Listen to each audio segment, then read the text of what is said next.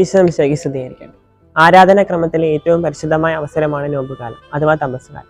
പ്രാർത്ഥനയുടെയും പ്രായശ്ചിത്തത്തിന്റെയും ഉപവാസത്തിന്റെയും ദാനധർമ്മത്തിന്റെയും ഈ കാലയളവിൽ വിശുദ്ധിയുടെയും നന്മയുടെയും പാതയിലൂടെ ഒരു പടി മുന്നേറുവാൻ സഭ നമുക്ക് നൽകുന്നതാണ് ഈ പുണ്യദിനം. ഇനിയുള്ള ഓരോ ദിനങ്ങളും നമുക്കുണ്ടാവുന്ന കൊച്ചു കൊച്ചു ദുഃഖങ്ങളും സഹനങ്ങളും സമചിത്തത്തോടെ അഭിമുഖീകരിച്ച് ആഴമേറിയ നവീകരണങ്ങളിലൂടെ ഉദ്ധാനത്തിന്റെ മാറ്റത്തിലേക്ക് നമുക്ക് പ്രവേശിക്കാം.